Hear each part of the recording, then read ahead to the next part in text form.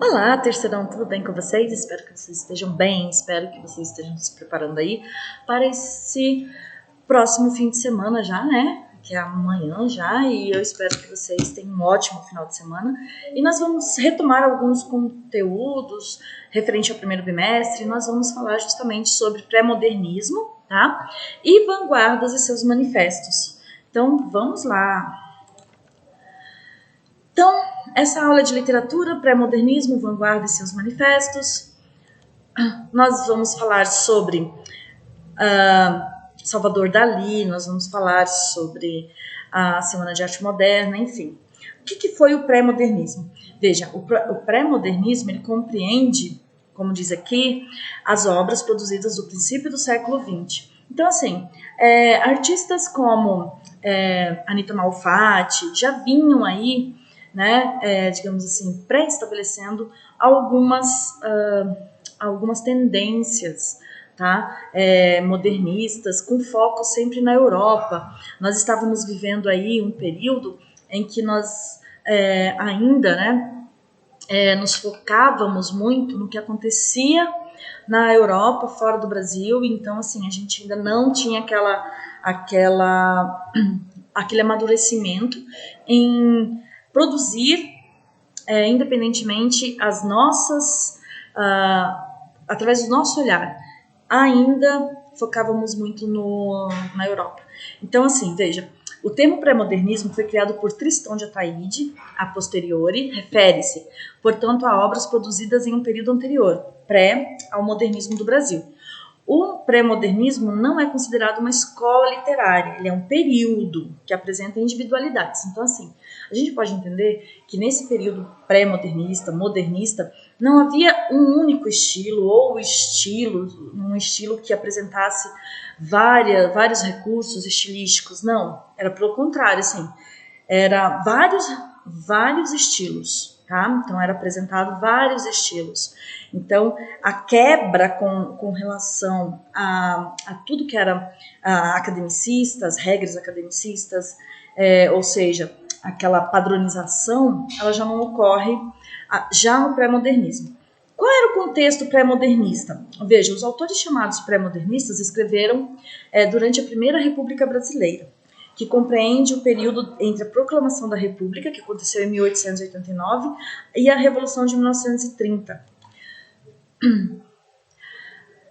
No contexto mundial, a Primeira Guerra estava acontecendo, então o Brasil, do século XIX, se estendeu ao início do século XX, herdeiro do sistema escravista, que influencia, né, na nossa escrita, diferenciando-se da Europa. Por quê? Porque vindo lá as vanguardas, recursos, pensamentos, ideologias distintas, né, o que surgia? Juntamente com a nossa cultura, a nossa condição política, social, uma nova forma, tá, de expressar a literatura através dessa vivência. Claro que se baseando com as novas tendências que estavam vindo da Europa. Então, digamos assim que o Brasil, né, ele é herdeiro do sistema escravista, alheio à violência praticada contra as classes pobres, ou seja, não tinha aí uma visão e uma preocupação com isso. Somente após a Primeira Guerra Mundial que a literatura cedeu à revisão de valores, tá? Então aqui tem uma imagem da escravidão no Brasil, na tela do pintor Rugendas.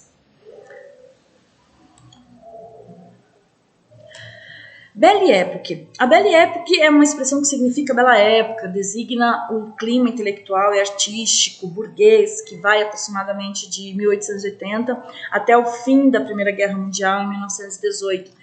É um momento em que se reavalia toda essa situação. Aqui no Brasil, muitas outras capitais, não apenas as europeias, como Viena e Lisboa, mas também latino-americanas, como Rio de Janeiro, passaram por reformas que visavam modernizar as cidades e se inspiravam nas reformas parisienses, empreendidas pelo Barão Haussmann entre 1853 e 1870, no final do século XIX e início do século XX. Ir a Paris, ao menos uma vez por ano, era quase uma obrigação, né, entre as elites brasileiras burguesas, pois garantia seu vínculo com a atualidade do mundo. Então, vocês percebem, e nessa imagem aqui, inclusive, que é uma confeitaria do Rio de Janeiro, que ela tem um estilo totalmente europeu, né, parisiense. Escritores do pré-modernismo que fizeram muito, assim, que foram precursores. Eu posso dizer que Euclides da Cunha, com os Sertões, ele vem aí fazendo um divisor de águas, né? É digamos assim, um dos precursores do pré-modernismo. Augusto dos Anjos, com a sua escrita, digamos assim, um pouco, eu não diria macabra, mas eu diria, como é que eu posso dizer isso, gente? Ele usava, assim, termos muito ligados à medicina, termos como patologias, né? Então, assim, ele usava termos muito, eu diria macabros mesmo, né? Porque, assim, falava muito de morte, de carne putrescida e essas coisas, assim. Então, Monteiro Lobato, ele vem aí com uma escrita, não é o Monteiro Lobato nesse momento aí, aquele da literatura infanto-juvenil, muito pelo contrário, né? Ele vem aí com uma escrita através do urupês, falando e criticando, né, a sociedade, o momento. Ele coloca o sertanejo em evidência, que são as regiões, né, mais afastadas dos grandes centros. Então, Monteiro Lobato também é um grande nome. Então, nós temos aí Euclides da Cunha, Augusto dos Anjos e Monteiro Lobato como representantes desse primeiro momento pré-modernista. Lembrando que Monteiro Lobato era um crítico ferrenho ao que fugia-se, né, do esquema parnasiano, academicista. Então, Augusto dos Anjos, ele foge ao esquema do parnasiano, dominante em seu tempo. Sua única obra, intitulada Eu, é marcada pela angústia, decomposição, morte, como eu falei para vocês, ímpar no panorama poético, porque ele, digamos assim, que ele é um escritor em que a sua única obra, ela transita entre, digamos assim, a transição do realismo, né, para o modernismo, e ele tem, assim, ele não é esquemático como os escritores parnasianos, mas ele era totalmente dominante, né, da língua, e ele sabia usar isso muito bem a seu favor. Então, cientificismo na escrita revela o inverso do esperado, a angústia, profundamente a fatalidade que arrasta toda a carne, a decomposição, enfim. Em sua poesia, as forças da matéria conduzem à dissolução do ser humano, né? Então, não há a transcendência aí do ser humano. Euclides da Cunha, né? Como eu disse para vocês, ele foi o autor da obra híbrida e renovadora do estilo e no tema, Os Sertões, de 1902, que retrata com apuro a Guerra de Canudos. É uma obra, assim, em que o escritor ele divide essa obra em duas. Nós já lemos essa obra, mas é bom a gente relembrar, aliás, em duas não, ele reparte em três partes. Primeiro ele foca, né, na vegetação, na condição inóspita do relevo do Nordeste, né, daquela região árida, seca. Ele também retrata o sertanejo e fala, né, de Antônio Conselheiro, né, sobre a visão dele da Guerra de Canudos. Antes, essa visão era toda colocada por pessoas que estavam vendo de fora. E Euclides da Cunha, ele vem, né, ele vai até o local da Guerra de Canudos, ele vivencia tudo isso e ele expõe isso de maneira muito realista. Os Sertões aí, como eu falei para vocês, né, ele é uma obra de divisor de águas, assim, eu digo divisor mesmo, né, é o pontapé inicial aí para o modernismo. Então, veja só o que ele diz. Fechemos este livro. Canudos se rendeu. Exemplo único em toda a história, resistiu até o esgotamento completo, expugnado, palmo a palmo, na precisão integral do termo, caiu no dia 5 ao entardecer, quando caíram seus últimos defensores, que todos morreram. Eram 4 apenas, um velho, 2 homens feitos e uma criança, na frente dos quais rugiam raivosamente 5.000 soldados. Caiu o arraial a 5. No dia 6 acabaram de destruir, desmanchando-lhe as casas, 5.200 cuidadosamente contadas. Então percebam o seguinte, ele faz um detalhamento muito perfeito de toda a situação e ele deixa bem claro que a intenção do governo era justamente apagar essa vila, né, esse arraial do mapa, inclusive no local dessa guerra, para vocês terem ideia, foi alagado, né, e tá lá hoje a barragem de Sobradinho, tá? Para vocês verem como os governantes queriam mesmo apagar eles do mapa, né? Monteiro Lobato vem aí também traduzindo algumas obras, né? E também fala sobre a exploração e tudo mais. Então, ele é um intelectual participante. Ele apontou mazelas do Brasil oligárquico, foi um homem de ideias arrojadas, defensor da campanha pela exploração estatal do petróleo no Brasil, fundador de uma editora e, ao mesmo tempo, de ideias passadistas. Foi, por exemplo, um dos principais críticos da arte moderna brasileira, afirmando que não passava de uma importação de modismos europeus. Então, vejam lá que ele foi um crítico ferrenho. Veja, ele escreveu Negrinha, né? Então aqui tem um trecho de Monteiro Lobato. Além disso, ele fez, né, ele é muito famoso pelas suas escritas infanto-juvenis. Então, as Renações de Narizinho, né, o Sítio do Pica-Pau Amarelo, enfim. E o que são as vanguardas e seus manifestos? Veja, vanguarda, buscando denotativamente no dicionário, vanguarda é um substantivo feminino do francês avant-garde, ou seja, estar na frente, a dianteira de um movimento. E manifesto é a declaração trazida a público para fins diversos, no caso aí, declaração pública, né? Declaração trazida a público de todo pensamento vanguardista, de todo pensamento, digamos assim, de novas perspectivas, ideias, filosofias, enfim.